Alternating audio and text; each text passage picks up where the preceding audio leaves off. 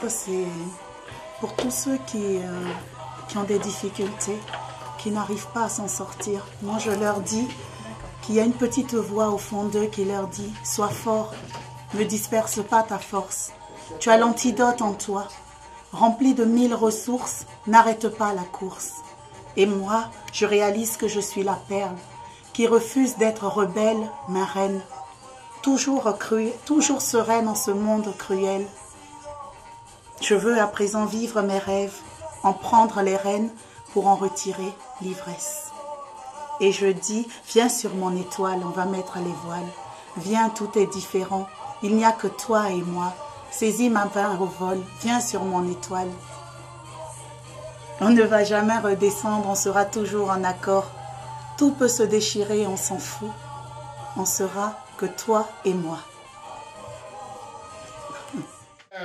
Comme je vous l'annonçais, l'invité du journal de l'émission est Patricia Kakou-Marceau.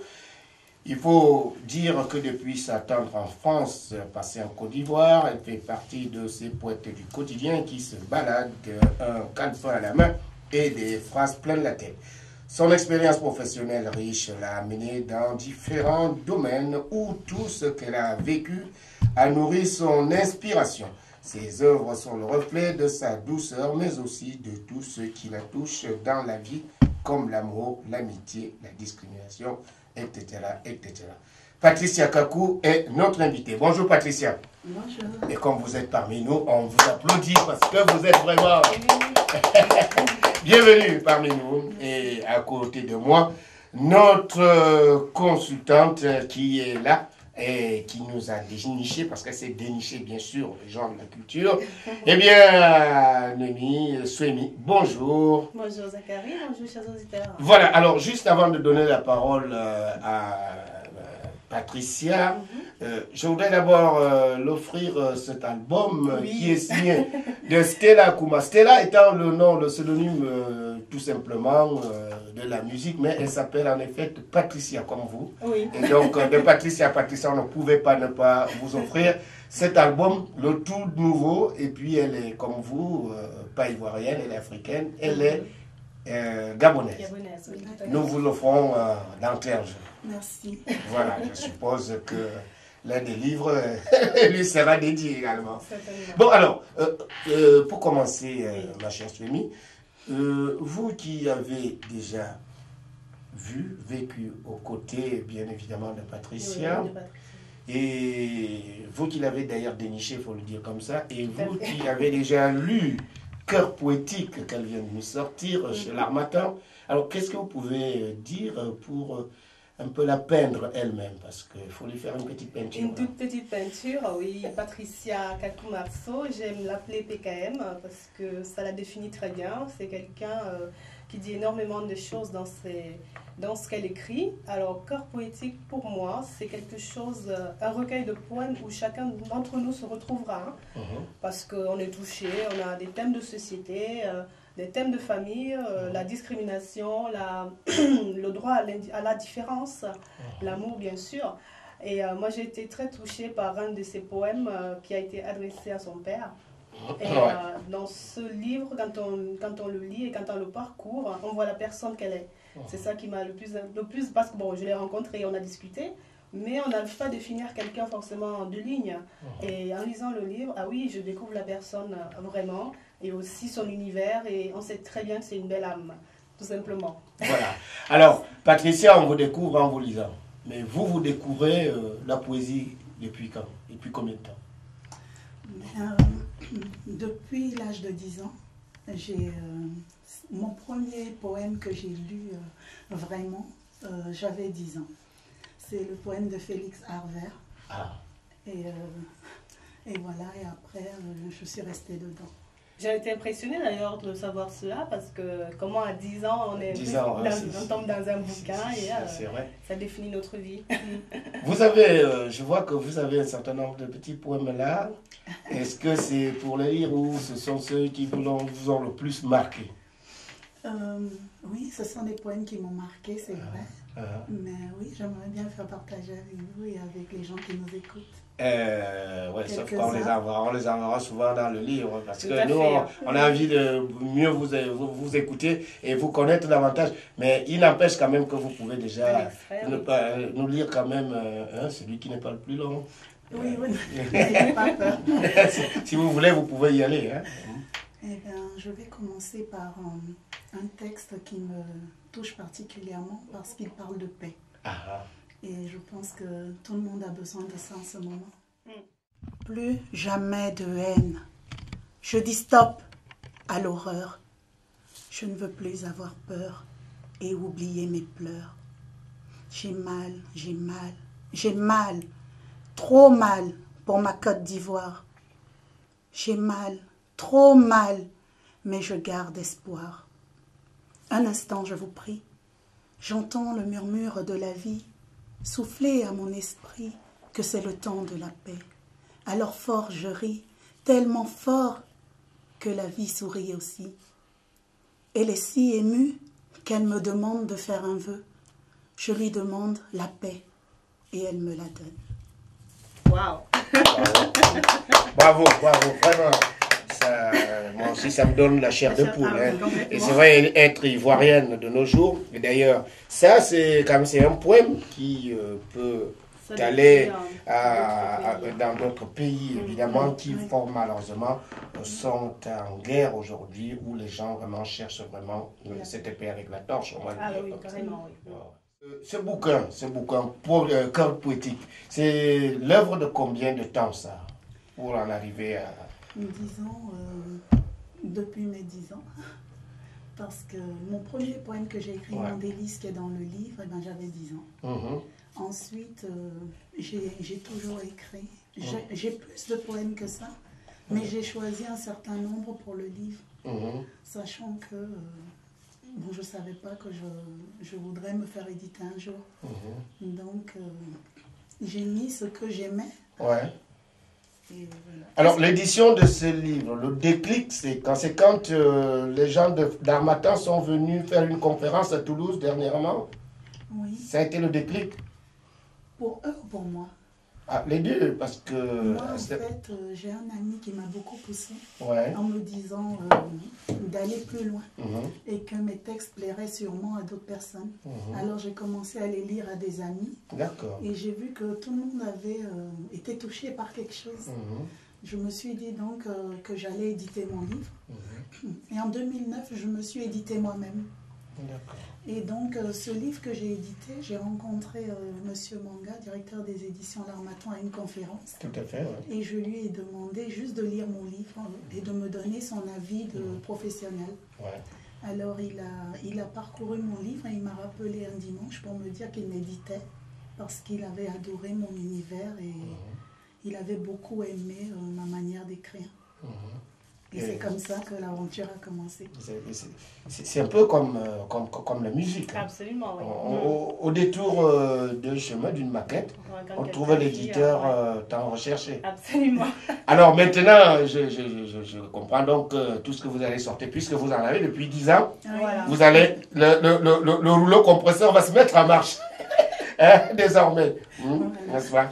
Une question peut-être Oui, en fait, c'est vrai que je me demandais au niveau de l'édition comment est venu le déclic pour se dire, ok, ça y est, je vais me faire éditer. Bon, ça y est, on l'a compris avec cet ami. Mais aujourd'hui, Patricia, comment est-ce que tu vois ton avenir littéraire? Est-ce que tu resteras dans la poésie ou as-tu un univers autre à nous faire partager? Roman, on ne sait jamais. Bon, là, j'ai quelques nouvelles. Donc, vraiment, je peaufine les derniers détails avant de les remettre à mon éditeur. Et je pense que la poésie, je ne peux pas...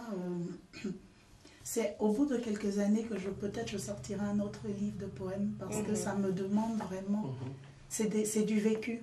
Du coup, je n'ai pas envie d'inventer des histoires.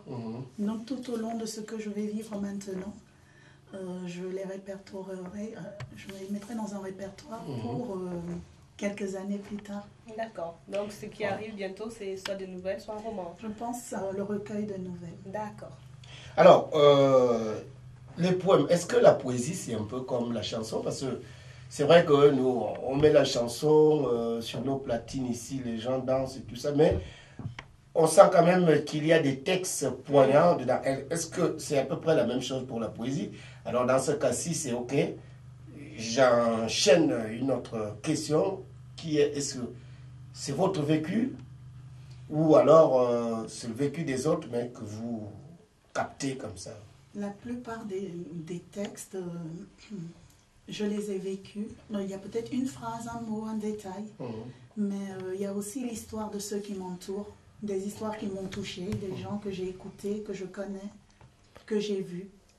Et bon, en général, c'est des histoires vraies. Mais vous coranisez vos textes parce que tout à l'heure, là, moi j'ai pensé que vous alliez lire, mais ma grande connaissance, vous avez lu ça. Je ne sais pas, les auditeurs ils vont vous voir sûrement sur nous artistiques, mais j'ai vu que vous avez même fermé les yeux et que vous racontez ça. Vous coranisez tous vos textes par tête comme ça? Pas tous mes textes, presque tous mes textes. Je les connais parce que je les lis des fois sur scène. D'accord. Et je les fais partager aux gens. Et voilà, c'est quelque chose qui me plaît aussi. Bien. Alors, je vous mets au défi de nous... Maintenant que je sais que vous n'allez pas lire, je vous mets au défi de nous lire encore un autre. Bon, là, c'est raconter un autre texte. Hein? Voilà. Afrique de mes origines, brise ce froid et apporte-moi ton soleil. Rends-moi ma vraie peau noire, car en ton sein ma beauté est sans faille. Afrique de mes origines, je repense à notre histoire, à ce qu'a gardé ma mémoire. Du Togo au Congo, j'ai mangé la koumé et le sakasaka. De l'Afrique du Sud au Ghana, j'ai parlé zoulou et ashanti. Du Sénégal à l'Égypte, j'ai visité l'île de Gorée et marché dans des pyramides. De la Côte d'Ivoire au Togo, j'ai dansé le coupé décalé et la danse du ventre. Ah, mon Afrique, tu me manques. Quand je te reverrai, tu me diras « Akwaba, bienvenue, Wezon, salam alaikum, saoubona, mambo ». Mbolo. Bravo, bravo. Sachez que vous écoutez La Voix de l'Afrique sur Radio Occitanie. Notre invitée, c'est Patricia Kakou-Marceau, qui vient de sortir aux éditions L'Harmattan, Cœur poétique. Alors, vos enfants, vous en avez, je suppose? Oui, j'ai 3 enfants. Ils lisent? Oui. Ils s'amusent avec? Ma fille, en général, quand je récite mes textes, elle continue. Elle continue déjà? Parce qu'elle les connaît. Et il y a une qui a déjà 10 ans? Elle a 9 ans. Elle a 9 ans. Et elle écrit aussi. Elle va continuer comme maman. Hein? D'accord. Bien. Alors, très sincèrement, je crois que nous allons, vous serez dans les années qui viennent, les jours qui viennent, hein, notre spécialiste des poèmes. Hein. Voilà. Peut-être on vous prendra souvent pour nous lire un petit poème par-ci par-là où que vous vous trouvez. Hein. Ça vous branche ça? Ce sera avec grand plaisir. Ah, d'accord, comme ça on découvrira bien sûr. J'ai vu que vous avez amené 2 livres. Et ces livres, c'est pour les faire gagner? Oui. On partagera ces livres avec les auditeurs alors, hein, voilà. Le moment venu. Mais comme c'est vous qui nous intéressez aujourd'hui, on fera ce jeu-là la semaine prochaine avec vos livres. Bien alors, je vois que vous regardez vous regardez avec vraiment, moi aussi d'ailleurs, hein, vraiment d'admiration. Hein, cette poétesse. Non, c'est une poète, moi je préfère pas poétesse. Cette poétesse, c'est petit poète. Non, pas du tout. Vous n'avez pas vu la ministre de l'écologie qui a ramassé quelqu'un d'autre qui lui disait le logement. Voilà, merci Alpha Sanda. Madame la ministre. Et la prochaine fois, il va lui l'appeler Monsieur la ministre. Comme quoi les femmes tiennent à ce qu'on rajoute leur dénomination. Et vous, dès qu'on vous donne comme ça, vous voulez comme ça. Alors, voir d'abord comment ça évolue votre livre et après. D'abord, c'est vrai que j'aimerais faire connaître Cœur poétique au monde entier. Ah, ça commence déjà. Oui. Parce que je trouve que c'est un livre qui pourrait intéresser tout le monde. Chacun se retrouverait dans une histoire et peut-être, pourquoi pas, prendrait... ça donnera de la force à certains parce que j'ai des textes où je parle d'espoir, de force. des textes positifs pour que les gens s'en sortent et ne restent pas sur leur douleur, leur malheur, leur acquis. Ouais. Et ensuite, j'aimerais bien... je suis en train d'écrire... J'ai écrit déjà une petite comédie musicale que j'aimerais... bon, j'espère plus tard que je pourrai la faire jouer et jouer dedans moi-même. Ah, d'accord. Et quelle est la danse que vous danserez dedans? Hein? Parce que vous avez cité énormément des danses africaines, là. Hein? Danse du ventre, danse dombolo, makossa. Hein? Et laquelle? Vous avez déjà une petite idée? Mais ce sera un mélange. Hein. Un mélange. Ce sera un mélange de l'Afrique et de l'Europe. Ça, c'est bien ça. On va se tourner un peu vers Alpha Sanda, lui aussi. Peut-être qu'il a une petite question à vous poser. C'est notre réalisateur maison. Hein? Moi, je voulais simplement savoir, c'est pas vraiment la question, mais c'est tout comme. Quand est-ce que vous arrivez à vous inspirer avant? Voilà. Quand vous dormez? Des fois, c'est vrai que le soir, j'ai plein d'idées dans la tête et du coup, j'ai toujours quelque chose pour écrire. Parce que les mots et les textes me viennent tout seuls. Et non, je suis inspirée tout le temps, je pense. Tout le temps. Il suffit que je me mette dans la peau voilà, d'une écrivaine, dans la peau de quelqu'un, d'une histoire, et ça part dans mon imagination. Et quel est donc l'écrivaine ou l'écrivain qui vous a le plus inspiré dans votre temps d'enfant? Je crois que vous l'avez dit, à 10 ans, vous lisiez déjà. Est-ce que vraiment ça vous a inspiré ou le personnage? Oui, oui. Félix Harvert, c'est vraiment celui qui m'a donné le déclic. Mais de nos jours, parmi les auteurs modernes, quelqu'un... ou en Afrique ou ici. Je pense que je suis restée sur celui-là. Elle a fait une fixation. À 9 ans, on fait une fixation et elle y est restée. Comme le Kaby, oui. Il faut rappeler que Patricia fait aussi des acrostiches. Comment tu appelles ça? Acrostiches. Des acrostiches. Voilà, qui permettent... explique un peu. Oui, explique comme ça. Un acrostiche, c'est écrire un poème avec le prénom d'une personne. Ouais. Et voilà, on lit son prénom et en fait, il y a des vers qui accompagnent son nom. C'est génial, ça. Moi, Zachary, vous pouvez faire ça? Ah oui, je pourrais le faire. Peut-être pas de suite. Vous êtes une sorcière ou quoi? Alors, vous allez me faire ça la prochaine fois quand vous intervenez. Voilà. Et puis, Alpha aussi. Alpha, c'est court. Alpha, hein. Oui. À lui, c'est très court comme prénom. Est-ce que tu as fait ça? Mais je ne me rappelle pas si tu l'as fait. Non, mais le détail, c'est que quand je fais un acrostiche, en général, je connais la personne. J'ai touché un peu à son univers. Ça permet parce de que j'écris ce que je ressens. D'accord. Du coup, je ne peux pas écrire pour quelqu'un que je ne connais pas. Ah, d'accord. Voilà. Ou pour une cause qui me touche ou pour quelque chose. Là, je suis en train de faire un acrostiche pour une association qui s'appelle Aoulaba, qui est en Côte d'Ivoire, pour les femmes fortes. Oui, si. Et donc, voilà, j'ai les mots qui vont avec. Tout à fait. Nous, on en a eu à recevoir Aoulaba, Toulouse, ici. D'accord. C'est des femmes fortes. Hein. Ouais, ils sont bien. Bon, alors, comme c'est pratiquement presque la fin de notre émission, dans quelques petites minutes, le temps aussi de vous offrir un bon disque de fin. Je voudrais vous poser une dernière question, c'est de savoir quel est le message plus ou moins fort que vous pouvez adresser à ceux qui vont vous lire. Le message que je peux donner aux gens, c'est de toujours rester positif dans leur vie. Quoi qu'il leur arrive, c'est pas toujours évident, c'est pas toujours facile, mais c'est ce qui fait qu'on s'en sort, c'est ce qui fait qu'on arrive quand même à passer des caps, des moments des fois terribles. C'est penser positif et aimer les autres. Voilà. Je pense qu'elle parle en connaissance de cause, je pense. Bien. Toi qui passes la pommade à elle, quelle est la dernière pommade que tu peux la passer? Alors, la dernière pommade que je passe pour Patricia, ça serait que tous les auditeurs d'aujourd'hui et ceux de Nougat TV, en visionnant la vidéo, puissent nous retrouver le 13 octobre à Cultura Balma pour la séance dédicace toulousaine de ce nouvel ouvrage. Ah d'accord, tu as dit où?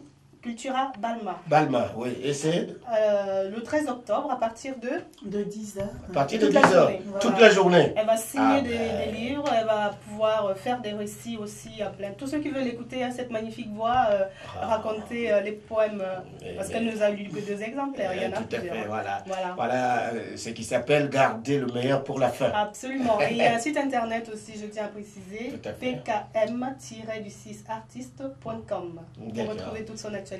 Voilà. Bien, alors un dernier mot, notre invitation. Vous avez trouvé, dites tout le mal que vous pensez de nous. Non, je trouve que voilà, vous m'avez bien accueilli, je vous remercie. Et je reviendrai volontiers. Ok. Bien, alors Patricia Kakou-Marceau, Cœur Poétique, était notre invité, l'invité de la Voix de l'Afrique sur Radio Occitanie. Et c'est sous les applaudissements que nous vous laissons repartir.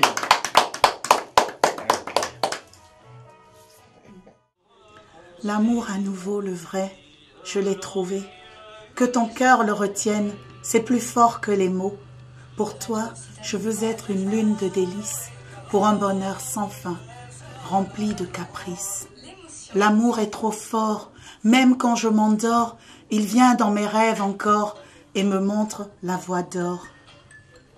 Ta présence est un réconfort, je suis à l'abri dans ton coffre-fort. Avec toi, je perds souvent le contrôle, c'est normal, tu me rends folle.